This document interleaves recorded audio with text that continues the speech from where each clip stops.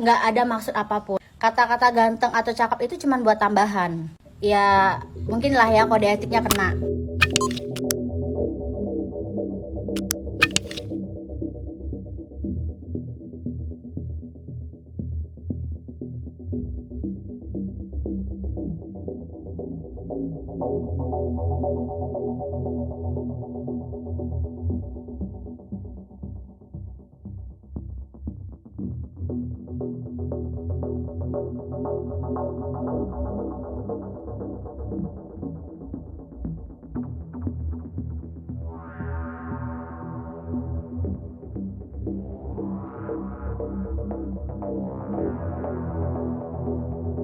Oke, mungkin konten aku, bukan mungkin ya, konten aku udah parah banget.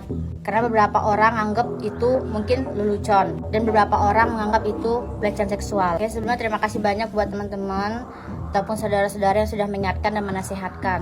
Oke, mungkin konten aku, bukan mungkin ya, konten aku udah parah banget.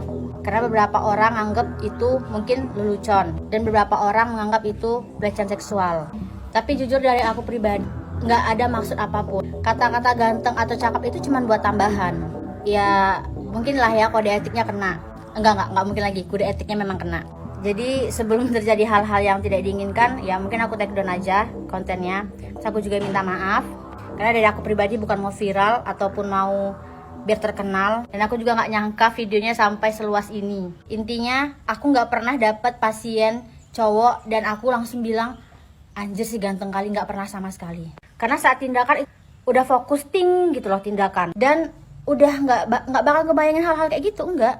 Ya tapi tetap aja konten aku salah dengan mungkin cara penyampaian aku, terus soundnya, terus juga kata-katanya. Jadi sekali lagi aku minta maaf. Tapi jujur untuk di konten itu aku tidak menjurus ke satu orang atau pasien yang aku tuju. Aku cuma bilang ketika. Berarti kalau misalnya aku dapet gitu. Tapi ya udah, pokoknya aku intinya minta maaf. Dan ini juga bukan video klarifikasi ya teman-teman. Nah nanti dibilang so artis lagi. Kayak ya pokoknya intinya enggak lah. Udahlah, aku nggak tahu mau ngomong apa, intinya aku minta maaf. Dan buat teman-teman aku mohon jangan sampai di share lagi di Twitter.